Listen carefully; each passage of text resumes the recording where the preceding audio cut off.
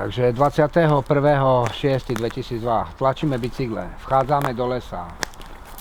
Začína sa stmievať niečo okolo 21.50. Ideme opekať a prenocovať v tomto lese.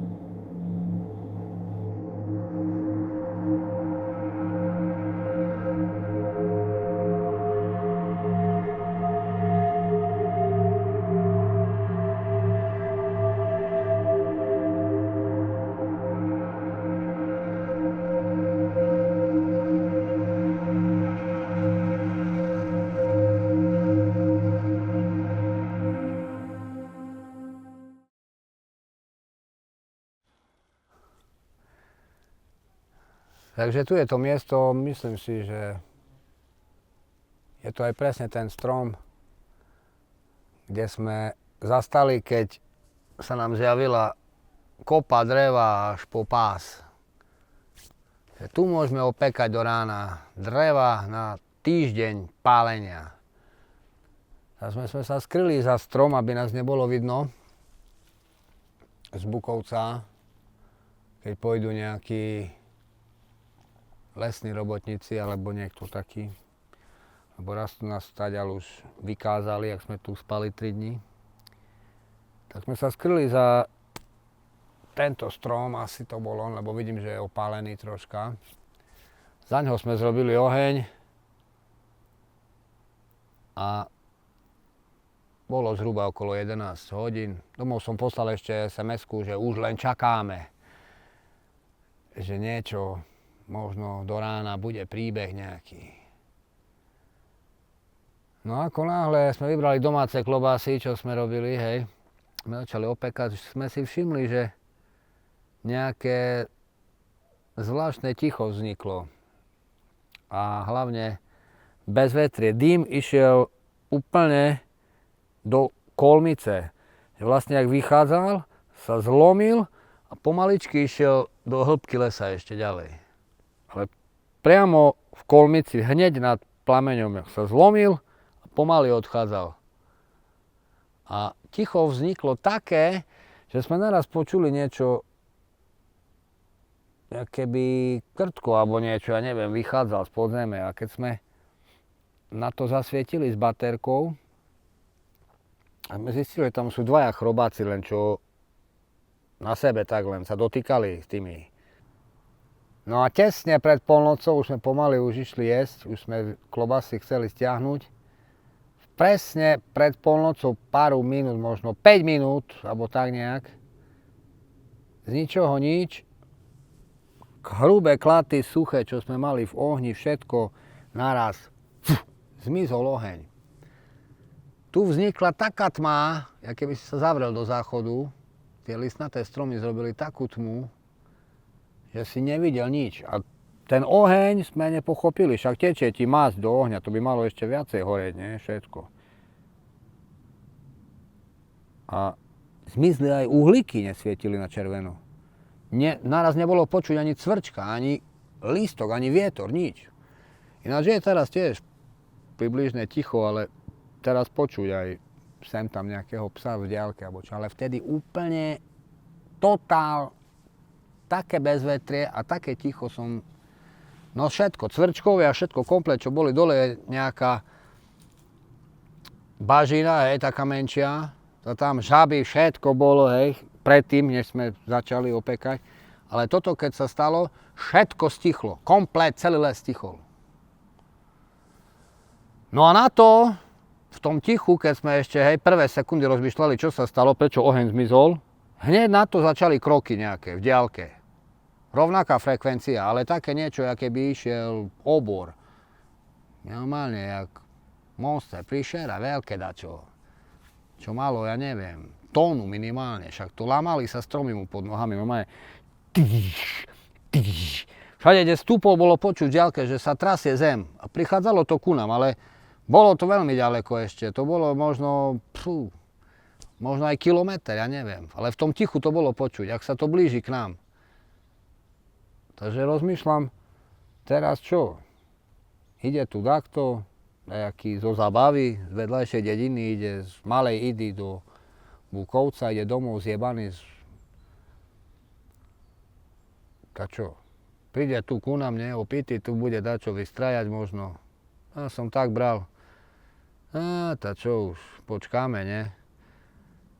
No ale jak sa blížil, to bolo také divné, že tá frekvencia nôh išla, aké by to bol robot úplne. Rovnaké stále rovnaká frekvencia. Hovorím, táto strašne ťažký musí byť človek. Jak ťažký je to? Však to aj...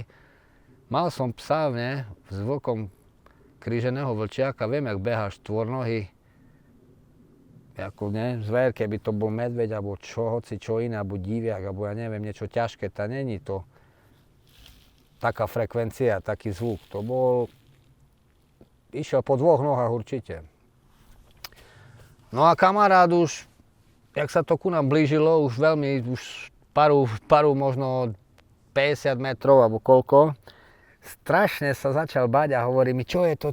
Hovorím, však nie, však kľud, nie, však čo. A v tom tichu som počul normálne, ak tu sme boli za tým stromom skrytí, jak stál vedľa mňa, bicykle po zemi sa mali porozhadzované, som počul, jak mu srdce bije, ale to bol normálne ventilátor, čo z neho išlo.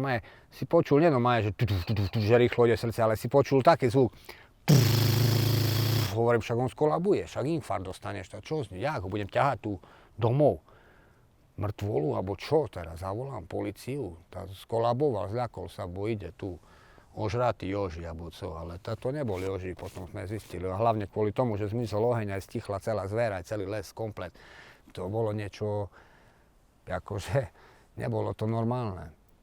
To sme nič čakali ešte, no ale samozrejme, mal som pripravené veci, hej, delobuchy, svetlice, také menšie, nie, tie srandovné, malé, čo kúpite za korunu na Silvestra.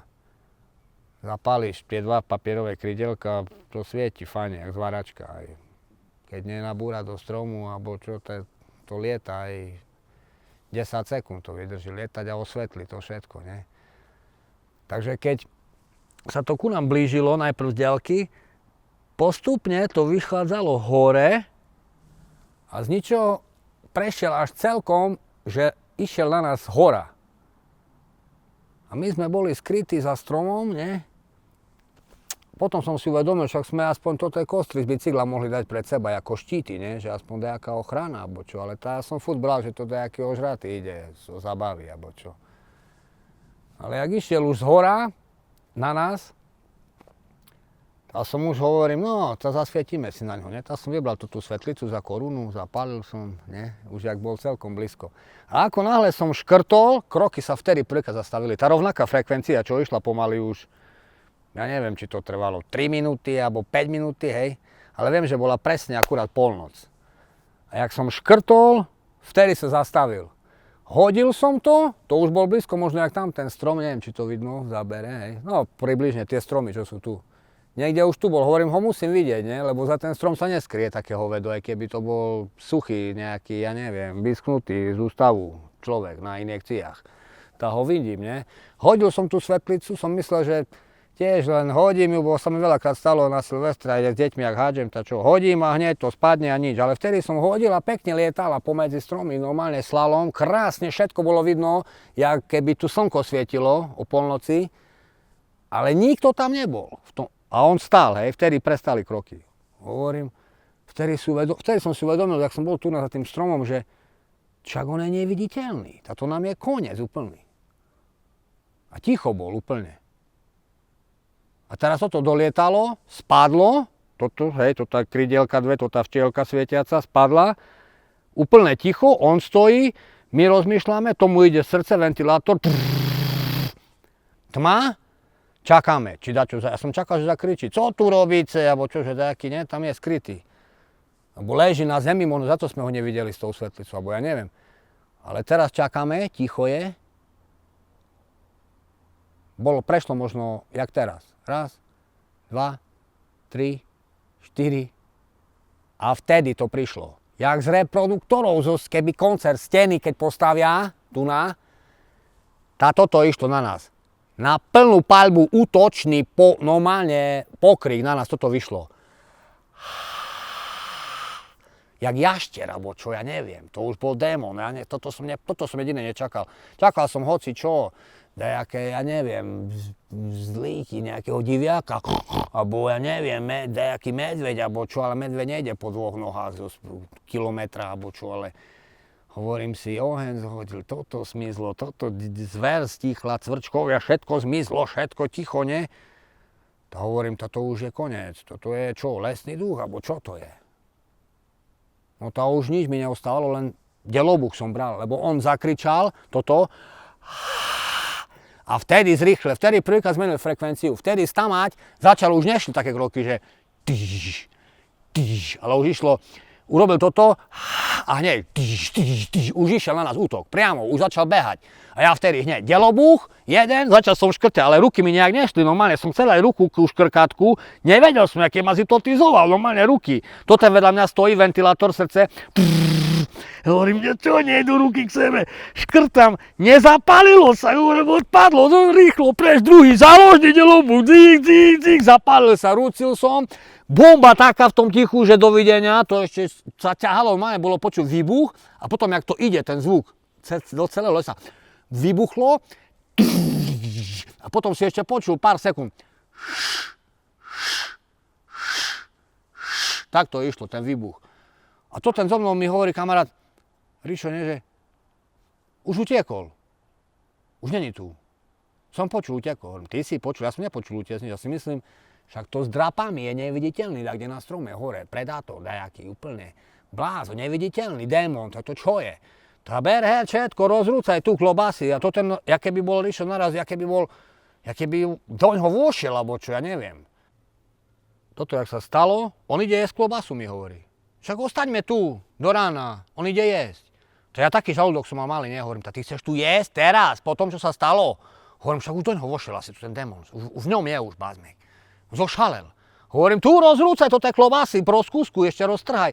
Ja som trhal chleby a všade som rozhadzoval, nech ho to zdrží, aby keď budeme behať von z lesa, nech on tu žere, keď to ten dym ho tu pritiahol, alebo čo ja neviem, prečo tu prišiel.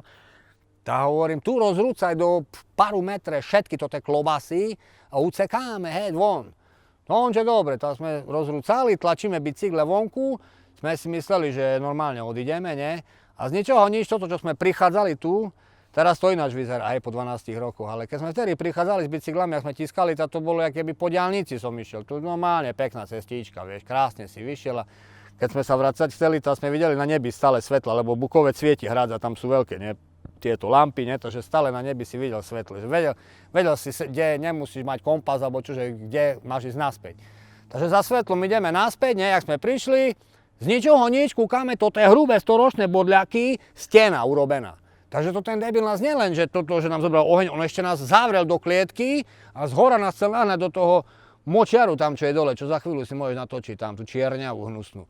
Ja neviem, jak to vlastne celé, keby sme to nechali tak, že nemám delobuchy, nie som pripravený, nie som nič, možno, že by potom bolo v novinách, lenže našli sa dvaja, ožrali sa nejakí hubári, alebo čo našli nejaká, alebo možno, že vôbec by nenašli tela, jak Blair Witch, alebo čo, ja neviem, čo by sa stalo ďalej. Ale bolo to veľmi hnusné, že nás ešte zavrel, urobil stenu normálne, stenu z tých hnusných bodľakov, hrubých, nedalo sa prejsť, išli sme hore, išli sme dole, no nedalo sa prejsť. To ten zošalel, zobral svoj bicykel a začal to sekať, ja prejdem. Hovorím, nerob to, však prepichneš si gumy, už budeš tiskať až dole, bo hovorím, aspoň keď vyjdeme stajal, tá dole už Bukovcom len ideš na bicykli, už len sedíš, a pekne neideš cez les, nemusíš ani šlapať. Hovorím, takže defekt bude mať a ešte bicykel bude ciskať, nie? Hovorím, nesekaj, toto nájdeme nejaký tunel, alebo podlezieme, alebo čo.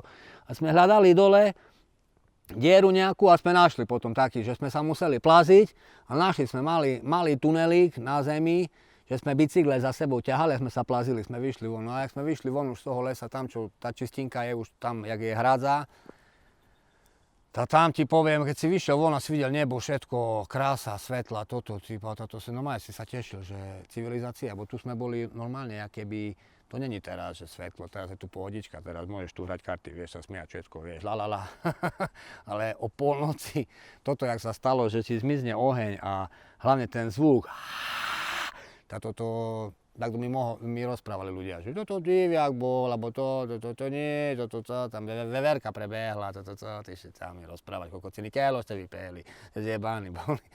Ale nejde o to, akože ten kamarát, hoci kedy som ho stretol, aj keď o 8 rokov, alebo tak, som sa ho na to opýtal, že pamätáš si vtedy? Tá stále ho až s ním trhlo, hovorí, ty koko, čo to bolo? Čo to vtedy bolo? Však on prišiel do Košic dole na benzín pumpu, hneď sme išli, že idem také pivo si kúpiť, nie, jak sme došli už do Košic na KVPčko domov, nie, ja som išiel, on býval dole v meste, sa zastavil u mňa na pumpe, nie, že vypijeme také piva, to on ani pivo nechcel, on aj zastal, ja sa pýtam, že čo, že pivo, nie, on nie, on zo hladničky bere, ja liter mlieka si kúpim, a tak pil, ja, civilizácia, tak pil liter mlieka, hovorím, ty koko, to tebe dobre jeblo.